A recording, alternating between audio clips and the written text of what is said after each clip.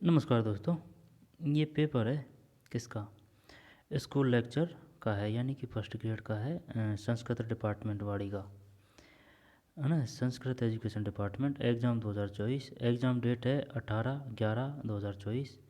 अभिषेक शायद ये पेपर है उसका है, या फिर जारी करने वाला तो ये है मदन लाल। तो चलिए हर एक फैक्ट को तथ्य को आराम से समझ याद करते चलते हैं। आंसर की जारी हुई है 9/12/2024 को।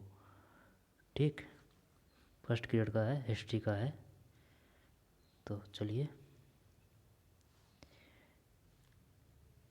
निम्न में से किसको, चलिए बताइए, निम्न में से किसको गणतंत्र की संज्ञा नहीं दी जा सकती? गणतंत्र की संज्ञा नहीं दी जा सकती जब एक में, यानी कि वह कौन सा था जो गणतंत्र नहीं था। इसका कहने का मतलब यह है, निम्न में से किसको गणतंत्र की संज्ञा नहीं दी जा सकती? बज्जी, मल्ल, शाख, अवंती। एक में चार है, अवंती नहीं है। अवंती की राजधानी क्या थी? अवंती की अंगा के अंग की राजधानी चंपा थी, है ना। चंपा थी, अंग की राजधानी चंपा। और अवंती की ध्यान नहीं आ रहा भाई, है ना। जब बज्जी, मल्ल, शाक, यानी कि गणतंत्र की संज्ञा नहीं थी, यानी इनमें गणतंत्र था। बज्जी में, मल्ल में और शाक में, है ना, मिलता हुआ सा है। एक बज्जी, मल्ल और शाक। अवंती अलग है, स्त्रीवाचक शब्द सा है अवंती। ठीक, अवंती नहीं है इसमें। इसके बाद में, निम्नलिखित में से किस सुल्तान ने खलीफा से अधिष्ठापन प्राप्त नहीं किया था? अधिष्ठापन मतलब परमिशन। विजय सुल्तान among the following did not a option investiture from खलीफा, है ना, यानी कि परमिशन जो धर्म के अनुसार वो परमिशन लेते हैं वो नहीं ली थी।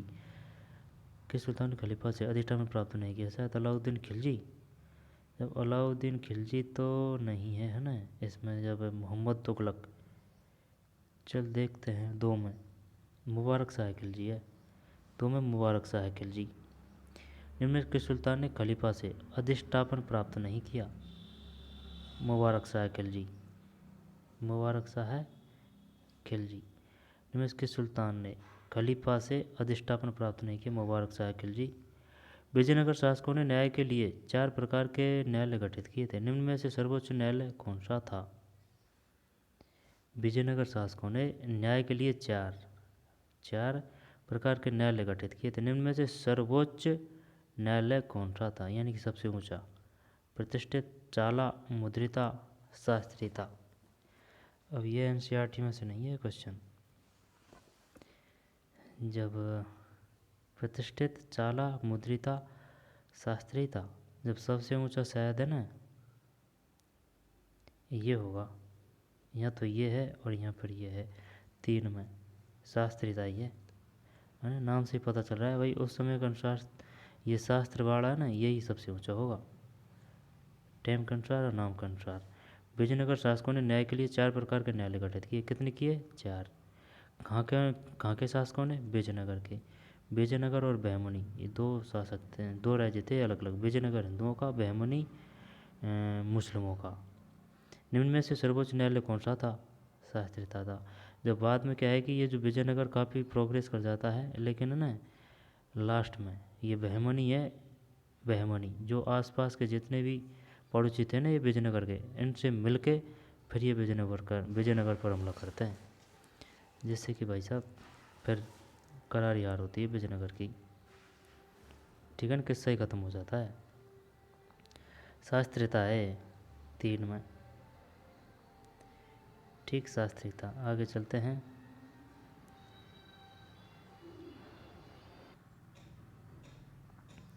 कौन सा अधिकारी अलाउद्दीन खिलजी की बाजार नियंत्रण नीति से संबंधित नहीं था? साहना ए मंडी, दीवान ए रियासत, सराय अदल, मुशरफ ए मुमालिक। चल 3 करता हूँ इसमें। 4 में 4 है भाई, 4 में 4 है। यानी कि कौन सा अधिकारी अलाउद्दीन खिलजी की बाजार नियंत्रण नीति से संबंधित नहीं था? मुशरफ ए मुमालिक। जबकि साहना-ए मंडी है, दीवान-ए रियासत है, सराय अदल है। ठीक, 4 में 4 नहीं है। जब कौन सा संबंधित था पूछ लेगा वो, बताइए साहना-ए मंडी का क्या काम था, या फिर दीवान-ए रियासत का। बाजार नियंत्रण नीति से। साहना-ए मंडी, दीवान-ए रियासत, ये मंडी तो मंडी से ही पता चल रहा है ना, बाजार। दीवान-ए रियासत, सराय अदल, सराय वो नहीं है रुकने की, आराम करने की, है ना, ये उससे है बाजार से। साहना-ए मंडी, दीवान-ए रियासत, सराय अदल। 5, उस सुल्तान का नाम बताइए जिसने तुर्कान-ए चहलगानी का गठन किया था। ये तो वो है, बलबन है। तुर्कान-ए चहलगानी गठन की बात कर रहा है, जब तुर्कान-ए चहलगानी 40 उनका सदस्य, जब क्या इसमें ये तो समाप्त कर दिया था बलबन ने। इल्तुतमिश करता हूँ मैं इसमें, है ना। 5 में सही है इल्तुतमिश। ठीक, उस सुल्तान का नाम बताइए जिसने तुर्कान-ए चहलगानी का गठन किया था। इल्तुतमिश। आगे चलते हैं। निम्नलिखित में से कौन सी इमारत अलाउद्दीन खिलजी द्वारा नहीं बनाई गई। जब देख खिलजी, खिलजी अलाई, ये तो है। खिलजी ई की मात्रा, अलाई ई की मात्रा ना, ये तो है। और सीरी का किला है, 1000 सितून महल है, ये होनी चाहिए भाई। 6 में सही है। मोट की मस्जिद, ठीक है ना। निम्न में से कौन सी इमारत अलाउद्दीन खिलजी द्वारा नहीं बनाई गई। मोट की मस्जिद। जबकि अलाई दरवाज़ा है ना, खिलजी अलाई, खिलजी ई सीरी, है ना, और 1000 शीतुन सी ई की मात्रा। अलाउद्दीन खी में ई की मात्रा है ना, खी। ऐसे ही अलाई, है ना, और सीरी और शीतुन। ठीक, 6 में 2 नहीं है। जब अलाई दरवाज़ा है, सीरी का किला है, 1000 सितून महल है। निम्नलिखित संतों में से कौन से संत कृष्ण के उपासक नहीं थे। कृष्ण के उपासक नहीं थे। जब इसमें आएगा, वो आएगा भाई, कृष्ण के उपासक नहीं थे तो रामानंद कृष्ण के उपासक, सूरदास कृष्ण के उपासक, है ना। रामानंद राम भगवान के कर लेंगे, इनको बाद में ले लेंगे। निम्बकाचार्य, वल्लभाचार्य, यानी कि कोई निर्गुण संप्रदाय से भी संबंधित था क्या। निम्बकाचार्य या फिर वल्लभाचार्य। यार कृष्ण के उपासक नहीं थे। चल वल्लभाचार्य, वल्लभ भगवान कृष्ण का ही तो रूप है। नंबर 7 में ये रामानंद सही है भैया, ठीक है ना। रामानंद यानी कि राम भगवान को ही पूजा था इन्होंने, ठीक है ना। ये नहीं है कि राम और कृष्ण एक ऐसी सोच नहीं थी, सोच तो थी लेकिन सिर्फ ये राम को ही पूजा था, है ना। रामानंद, राम से रामानंद। अब कृष्ण की बात आ रही है तो देख, सूरदास है, ये आँखों से अंधे थे लेकिन ये कृष्ण के भक्त थे। निम्बाचार्य, वल्लभाचार्य कृष्ण को ही बोलते हैं, वल्लभाचार्य। निम्बकाचार्य का पता नहीं है। निम्बकाचार्य जब सूरदास है, निम्बकाचार्य है, वल्लभाचार्य है। 7 में 1 है। निम्नलिखित संतों में कौन से संत कृष्ण के उपासक नहीं थे। रामानंद, जबकि सूरदास है, निम्बकाचार्य है, निम्बकारचार्य, वल्लभाचार्य, है ना। सूरदास, निम्बकाचार्य, वल्लभाचार्य। सूरदास, निम्बकाचार्य, वल्लभाचार्य। वल्लभ कृष्ण भगवान को ही बोलते हैं। वल्लभाचार्य, निम्बकाचार्य और सूरदास। निम्न में से कौन सा निर्गुण परमात्मा विश्वास नहीं करता था। निर्गुण यानी कि वो सगुण था। जब निर्गुण कबीर है, दादू, नहीं मीराबाई तो सगुण थी, हाँ सही है। दादू, नानक, चल मीराबाई है तो सही है ना। निम्न कौन निर्गुण परमात्मा विश्वास नहीं करता था। मीराबाई तो भगवान कृष्ण को पूजती ना खूब, आराध्य के तौर पे भजन भी गाती थी, हाँ तो वो तो सगुण है। अब निर्गुण के मतलब वो भगवान को मूर्ति बना के नहीं पूजते हैं, है ना, वह निर्गुण है। जब कबीर, नानक, दादू। कबीर बताइए निम्न में से कौन है निर्गुण है? यहाँ पर बताइए नानक जो थे वो सगुण थे, निर्गुण थे, एक ईश्वरवादी थे या फिर बहु ईश्वरवादी थे। जब निर्गुण थे नानक, कबीर, नानक, दादू, मीराबाई। 9, किस सिलसिले के संत गरीबी में जीने में विश्वास नहीं करते थे? जब ये वो है कौन सा, चिश्ती तो है नहीं है, आई समझ में, चिश्ती नहीं है। और सुहरावर्दी या फिर कादरी, सुहरावर्दी करते हैं। नो नो नो, सही है सुहरावर्दी। ये ऐसे याद कर रखा है ना कि भाई गरीब में जीने में विश्वास नहीं करता है तो वो वही है, यानी कि सुहेरा। सुहेरा, सुहेरा मतलब कि हाँ भाई दारू वारू वगैरह पीते हैं, आराम करते हैं, मौज मस्ती, याद करने का जुगाड़ पानी है। सुहेरा, सुरा, सुहेरा से सुरा। सुरा शराब को ही बोलते हैं, ठीक है ना। पहले देवता या फिर राक्षस सुरापान करते थे, तो उससे ही है ना सुहरावर्दी, कि भाई जो शराब वराब का सेवन कर रहा है, तो शराब वराब का सेवन कर रहा है तो भाई वह गरीब कैसे होगा, ठीक है ना। तो गरीब नहीं है, तो इस प्रकार की सोच किसकी है? गरीबी में जीने में विश्वास नहीं करते थे, सुहरावर्दी। 9 में 2, सुहरावर्दी। किस सूफी संत के शिष्य उन्हें सुल्तान उल माहेक के नाम से संबोधित करते थे?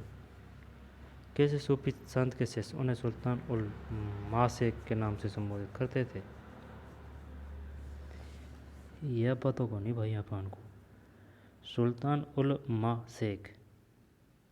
चल मैं 3 कर रहा हूँ इसमें, 10 में 4 है, निजामुद्दीन औलिया। किस सूफी संत के शिष्य उन्हें सुल्तान उल मासेक के नाम से संबोधित करते थे? निजामुद्दीन औलिया, निजामुद्दीन औलिया, निजामुद्दीन औलिया।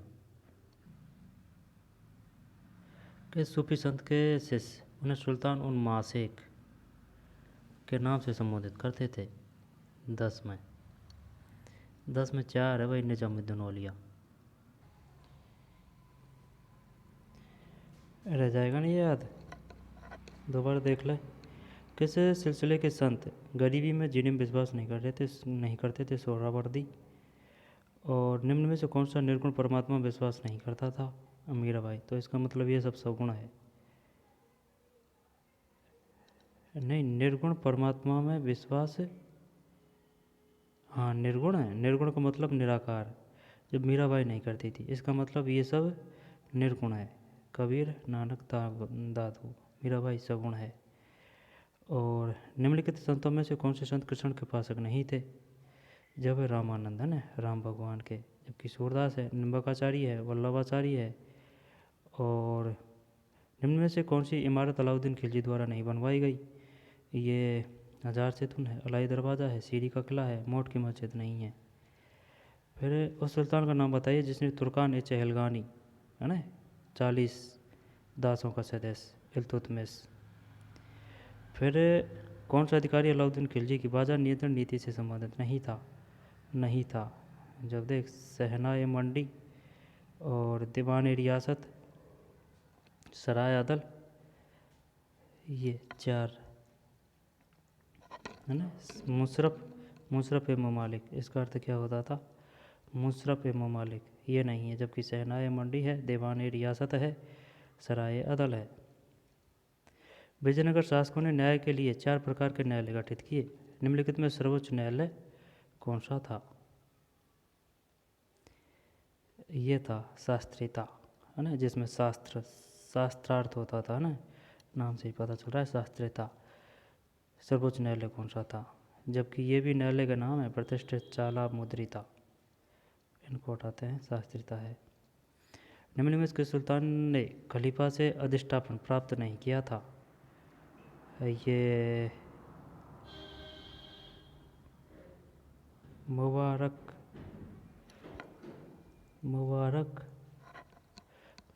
शाह खिलजी, है ना, अधिष्ठापन, यानी कि वो परमिशन नहीं ली थी, ठीक है ना, कुछ इस प्रकार से है। मुबारक साइकिल जी, 2 में 1। निम्न में से किसको गणतंत्र की संज्ञा नहीं दी जा सकती? जब अवंती नहीं है, सब एकदम वो है क्या, व्यक्तिवाचक संज्ञा ऐसे लग रहे हैं ना, बज्जी, मल, साख, अवंती नहीं है। आगे चलते हैं।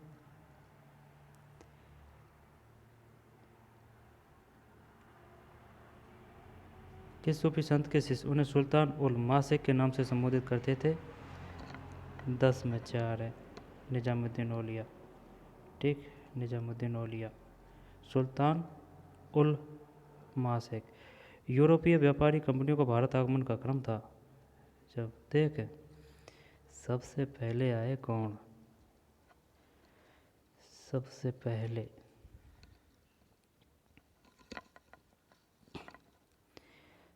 पहले अंग्रेज़ सबसे बाद में है। अंग्रेज़ अगर सबसे बाद में है तो अंग्रेज़ के बाद में भी आया था कोई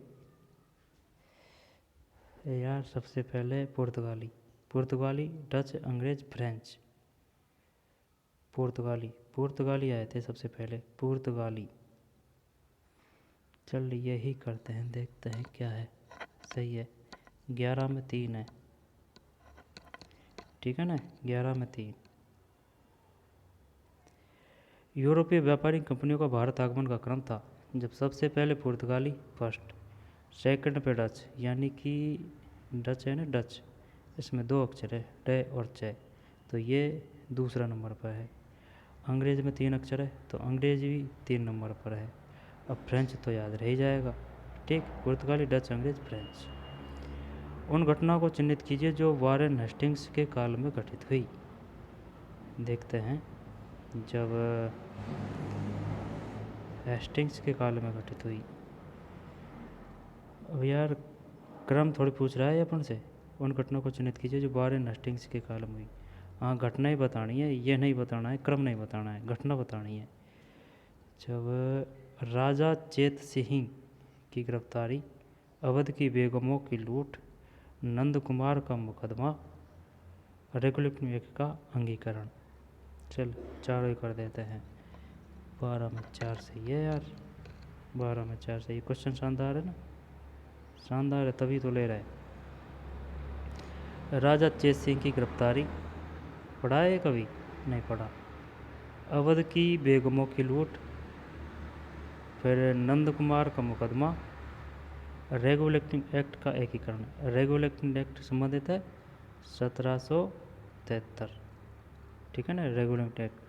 और बॉर्डर डिस्पैच 1884 है शायद। बॉर्डर डिस्पैच 1884 है या फिर 1874 है ना, regulating act 1773। Pitt's India act, ये पता होना चाहिए सब, 1774, 1784। और ये 1909, ये है मार्लियामेंटो। 1919 मॉन्टेगू चोसफोर्ड। 1935 भारतीय शासन अधिनियम, ये तो याद है, लेकिन 1900 पहले की जो है ना मैन अधिनियम, अमेंडमेंट, वो भी याद होना चाहिए। जैसे कि पिट्स इंडिया एक्ट, ये कौन सा है? 1784 है या फिर 73 है? रेगुलेटिंग एक्ट है 1773 तो, ठीक है। अब 1784 में कौन सा आएगा? 1773 रेगुलेटिंग एक्ट है, तो 1784 में पिट्स इंडिया एक्ट, ध्यान नहीं है, ठीक। 4 हो गया ना। राजा चेत सिंह की गिरफ्तारी, अवध की बेगमों की लूट, नंद कुमार का मुकदमा, रेगुलेटिंग एक्ट का अंगीकरण।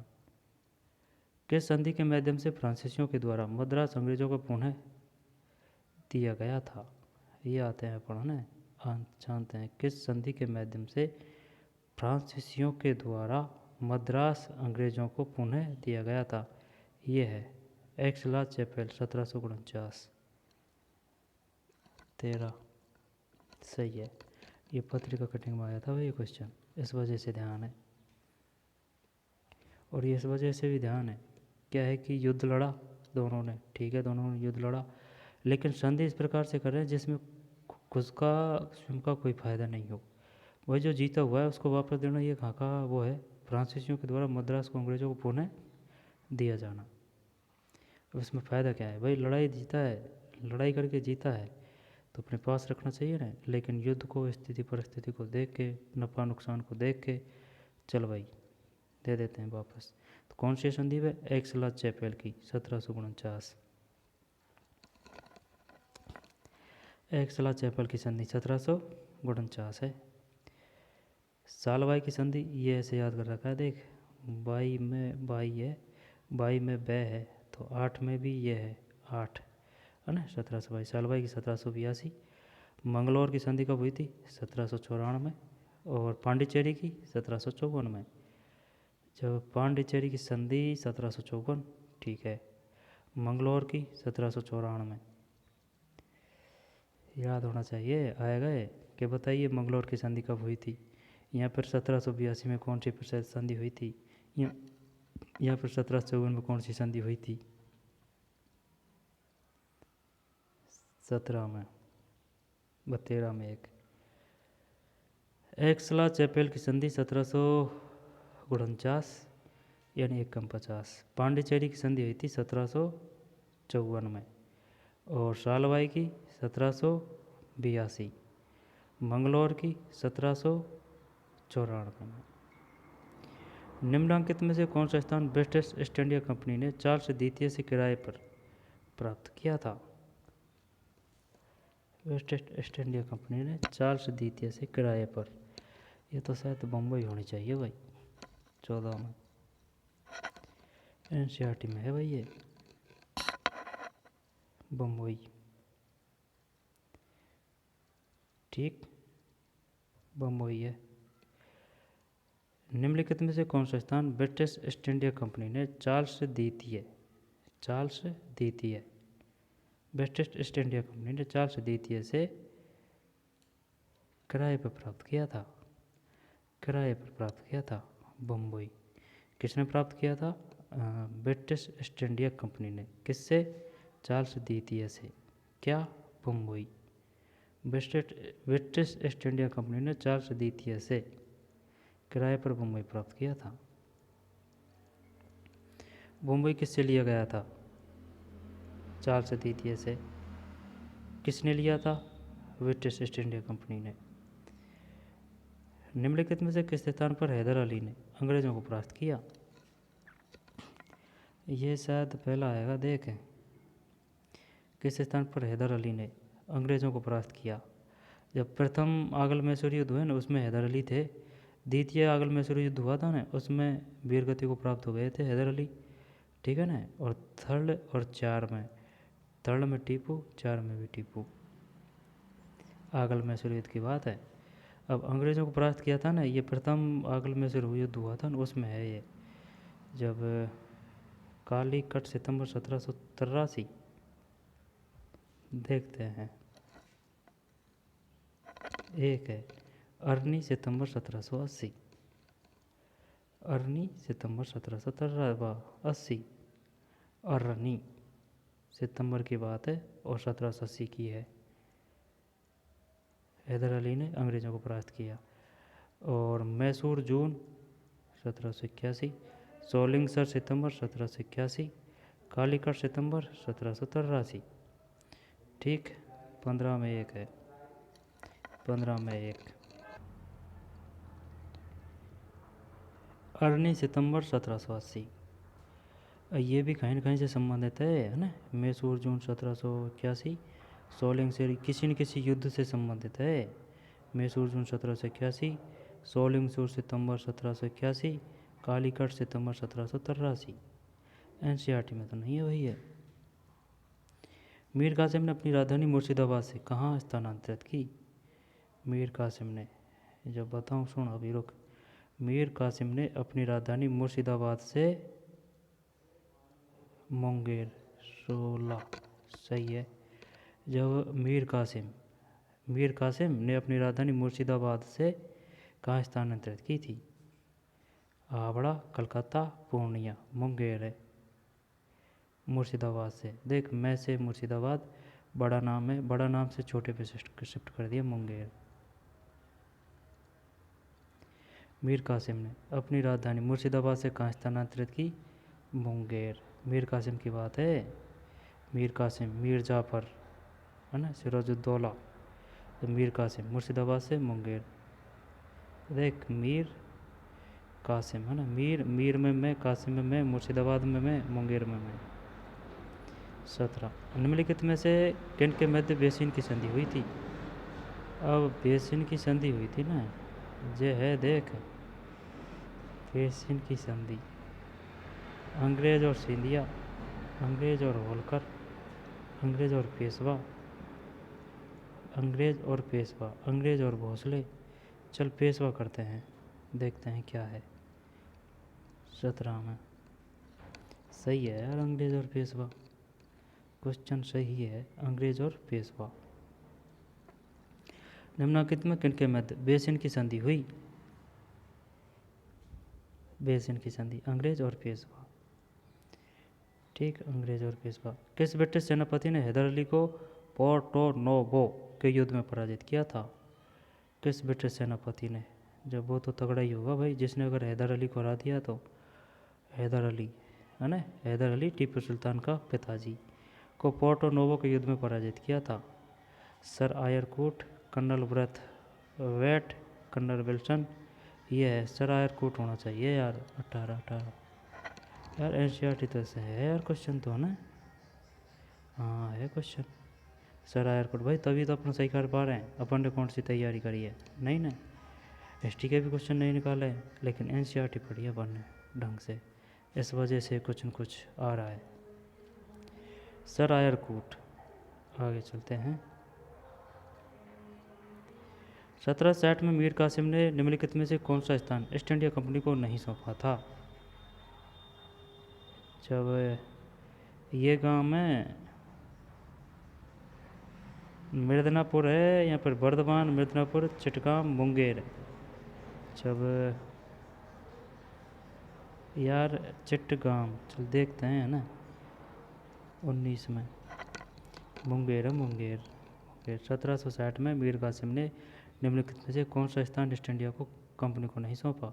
ये तो राजधानी बनाई थी भाई उसने, मुर्शिदाबाद से बदल के मुंगेर। अभी क्वेश्चन गया ना, कब की बात है? 1760। मीर कासिम ने निम्नलिखित में से कौन सा स्थान ईस्ट इंडिया कंपनी को नहीं सौंपा था? मुंगेर। मैं से मुंगेर, मैं से मीर कासिम, मैं और मुंगेर। 1760 की बात है। मुर्शिदाबाद से चेंज करके राजधानी मुंगेर स्थापित की थी किसने? मीर कासिम ने।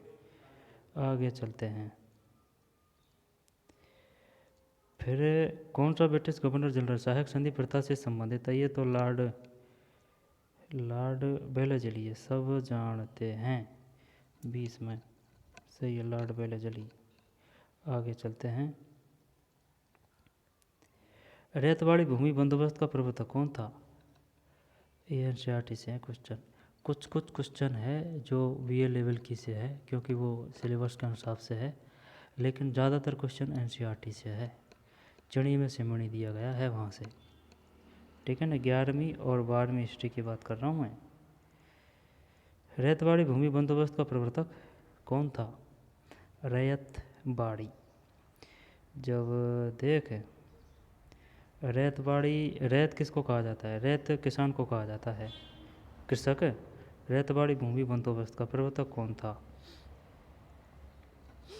यह है थॉमस मुनरो, और ये शानदार था ये रेतवाड़ी। चल देखते हैं क्या है इसमें, जेम्स मिल तो नहीं है? 21 में हाँ सही है, Thomas Munro, Thomas Munro, Thomas Munro. Ryotwari भूमि बंदोबस्त का प्रवर्तक कौन था? रैयतवाड़ी। रैतवाड़ी सबसे बेस्ट था। एक था स्थायी बंदोबस्त। स्थायी बंदोबस्त का मतलब है कि भाई जैसे कि 15 साल तक भाई आपको हमको तो ये देना है, ठीक है ना। जैसे कि 10,000 है, फिर 50,000 है, ये देने हैं। अब चाहे उसमें ज़्यादा हो कमाई या कम हो, उससे हमको कोई लेना देना नहीं है, ये है वो है। ये तो हो गया स्थायी बंदोबस्त।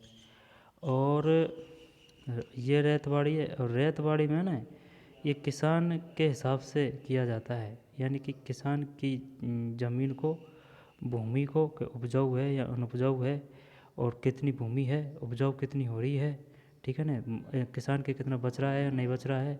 ये तो है नहीं कि चल भाई छोटा सा खेत है और उस पर लादी लगा, ऐसे नहीं, देख भाड़ के जब फिक्स करते थे इसमें किसान किसान के हिसाब से। ये है रैयतवाड़ी, ये है मेरे हिसाब से। तो नहीं तो रैयतवाड़ी हो गया, स्थायी बंदोबस्त हो गया। और टोडरमल, टोडर बंद व्यवस्था क्या है? वो शायद स्थायी व्यवस्था ही है। और महालवाड़ी का मतलब क्या है? महालवाड़ी, महालवाड़ी ये नहीं आ रहा भाई, महालवाड़ी है ना। 21 में 4 थॉमस मुनरो। रैयतवाड़ी भूमि बंदोबस्त का प्रवर्तक कौन था? Thomas Munro. व्यपगत सिद्धांत के तहत विलय की गई निम्नलिखित देशी रियासतों में से किसका विलय वर्ष त्रुटिपूर्ण है? यानी कि कौन कम मिलाया गया था, उसकी जो कौन सी डेट है वह मिसमैच है।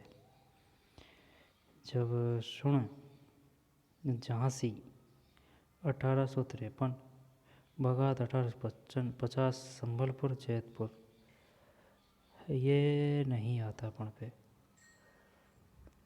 शायद। ये गलत है शायद। 1-22 में सही है यार, जैतपुर गलत है। जैतपुर ये इस वजह से कर दिया, क्या है कि सबसे पहले ना अवध का विलय किया गया था। और अवध का विलय इस वजह से, जो अवध का विलय किया गया था ना अंग्रेज़ों के द्वारा, तो अवध क्या है कि पहले से इनके प्रति स्वामी भक्त भावना थी, यानी कि खूब वफादार था अवध। अवध की जनता, अवध के सम्राट वगैरह सब। लेकिन जब इसका विलीनीकरण कर दिया गया ना, अब ये पूछेगा, ये बताइए अवध का।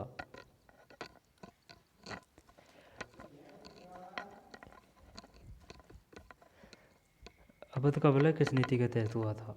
किस नीति के तहत हुआ था?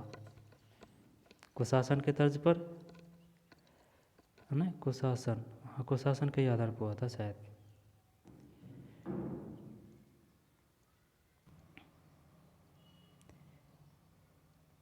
ठीक है। व्यपगत सिद्धांत के तहत विलय की गई निम्नलिखित देशी रियासत में किसका विलय प्रश्न त्रुटिपूर्ण है? जब जैतपुर गलत है। अभी और भी याद रखना ज़रूरी है भाई, पूछ लेगा वो। बताइए झांसी को कब बुलाया गया था? बगात को कब बुलाया गया था? ठीक है। तो अवध भी शायद 1848 के लगभग ही है ना। सबसे पहले अवध का ही किया गया था व्यक्तिगत की नीति के तहत। तो फिर 22 में 1 जब याद कर लेते हैं, संबलपुर को मिलाया 1849 में, 1 कम 50, बगात 50 और झांसी 53, झांसी को मिलाया 53 में। ठीक है, झांसी को मिलाया गया 1853 में, बगात को 1855 में, संबलपुर को 1849 में, जैतपुर को 1848 में। दोबारा जैतपुर को 1848 में, संबलपुर को 1849 में, बगात को 1850 में, झांसी को 1853 में। झांसी है ना, झांसी 53 है। ठीक है। और बगात 50 है, बगात 50 है, संबलपुर 49 है, जैतपुर 48 है। दो बार देखते हैं। व्यपगत सिद्धांत के तहत विलय की गई निम्नलिखित देशी रियासतों में से किसका विलय त्रुटिपूर्ण है? किसका विलय वर्ष त्रुटिपूर्ण है? ये गलत है। शायद 1848 में अवध का किया गया था। सबसे पहले विलय किसका किया गया था? अवध का किस कारण से विलय किया गया था? शायद व्यपगत के सिद्धांत के तहत, कुछ ऐसे है। जब संबलपुर का किया गया था 1849, बगात का 1850, झांसी का 1853। 22 में 1 है, 22 में 1 है, 22 में 1 है। संविधान सभा के स्थायी अध्यक्ष कौन थे?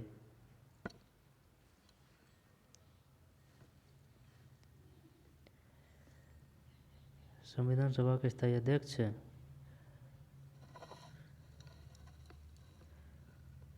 संविधान सभा के स्थायी अध्यक्ष Who was a permanent chairman of the Constitutive Assembly?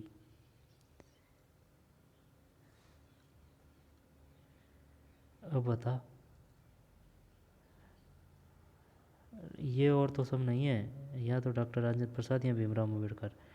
जब अगर ड्राफ्टिंग कमेटी आती, ड्राफ्टिंग कमेटी का मतलब प्रारूप समिति अगर आती, प्रारूप समिति, प्रारूप प्रारूप मतलब ड्राफ्ट, ड्राफ्ट का मतलब है जैसे डॉक्टर।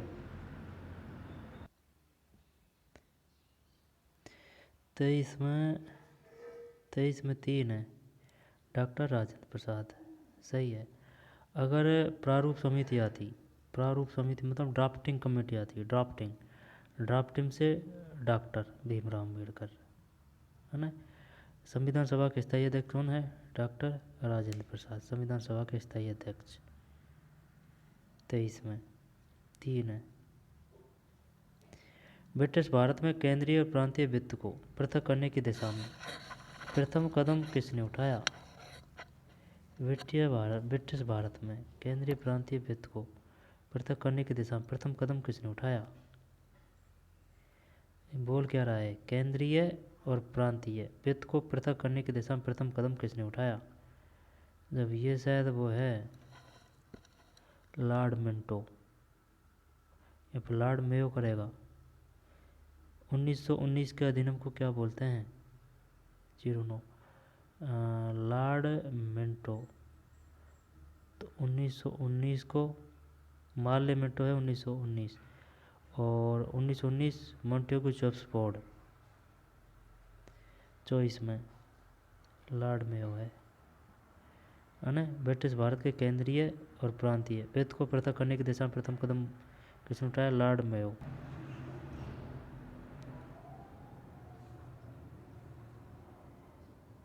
ब्रिटिश भारत में केंद्रीय और प्रांतीय वित्त को पृथक करने की दिशा में प्रथम कदम किसने उठाया? Lord Mayo. निम्न में कौन 1946 के कैबिनेट मिशन का सदस्य नहीं था? जब 1946 के कैबिनेट मिशन का सदस्य नहीं था, lord Patrick Lawrence, sir Stafford Cripps cabinet mission की बात कर रहा है। ये जॉन साइमन, ये 1928 है ना, ये है। चलिए 3 है 25 में। हाँ जब सही है यार, याद तो है यार अपन को यार, हैं जगह कम है। जब पेपर थोड़ा बहुत नॉर्मल दिया है कह तो, यहाँ पर क्या तो पेपर नॉर्मल है, और यहाँ पर जगह कम है, यहाँ पर अपन पे ज़्यादा आता है। 25 में 4 है, सर जॉन साइमन, है ना। ये तो 1928 कोवैक्स साइमन वो वाला सिस्टम है, ठीक है ना। और साइमन के ही चक्कर में वो जवाहरलाल नेहरू नहीं, वो लाला लाजपत राय के माथे पे लाठी दी थी ना, और माथे पे लाठी पड़ी थी, घायल हो गए थे, तभी तो उन्होंने कहा था कि मेरे सिर पर एक एक लाठी ब्रिटिश साम्राज्य के ताबूत पर कील साबित होगी, ठीक है, तभी कहा था। Lord Patrick Lawrence, sir Stafford Cripps, mister Alexander. भारतीय संविधान के किस अनुच्छेदों में स्वतंत्रता के अधिकार का प्रावधान है? अब स्वतंत्रता की बात है तो स्वतंत्रता, समानता तो 14 से 18 है ना। समानता तो जब समानता की बात होगी तो स्वतंत्रता, यार स्वतंत्रता देख है, स्वतंत्रता समानता फिर स्वतंत्र, चल 1922 करते हैं, 26 में 1। गजब यार, याद है अपन को, ठीक। 19 से 22 है ना, 19 से 22, और 14 से 18 है समानता का अधिकार। फिर 19 से 22 स्वतंत्रता है, जैसे प्राण व देह की स्वतंत्रता है ना, और बोलने की स्वतंत्रता, ठीक है ना, वो सब 19 से 22 है, ठीक है ना। और राष्ट्रपति अगर आपातकालीन भी लगाता है तब भी अपन ये इन पे ये प्रतिबंध नहीं हो सकते ना, वो है, ठीक। आगे चलते हैं। जब ये सही है 14 से 18 आएगा ये, है ना, 14 से 18, और ये 1923 है शायद, 1923 है शायद, हाँ 1923 है ये, है ना। ये याद कर लेंगे फिर भी कोई सी बुक में से, एनसीईआरटी कर लेंगे। 26 में 1, 19 से 22। संविधान का कौन सा अनुच्छेद बालाश्रम पर प्रतिबंध लगाता है? बालाश्रम पर ये 23 करें 19 करें, 23 करें 19 करें, 23 23 23 27 में सही है एक अनुच्छेद 23। परीक्षा दे देता तो बढ़िया रहता है यार। संविधान का कौन सा अनुच्छेद बालाश्रम पर प्रतिबंध लगाता है? अनुच्छेद 23। और भारतीय संविधान के किस अनुच्छेदों में स्वतंत्रता के अधिकार का प्रावधान है ना? अनुच्छेद 19 से 22। और संविधान का कौन सा अनुच्छेद बालाश्रम पर प्रतिबंध लगाता है? 27 में एक अनुच्छेद 23 बालाश्रम। बालकों पे बाल मजदूरी। मिस्र में सूर्य देवता की पूजा किस नाम से की जाती थी? मिस्र में फिरौन, फिरौन। 28 नहीं रे है भाई, रे। मिस्र में सूर्य देवता की पूजा किस नाम से की जाती थी? रे। और संविधान को कौन सा बालाश्रम पर प्रतिबंध लगाता है? 27 में एक है अनुच्छेद 23। ठीक।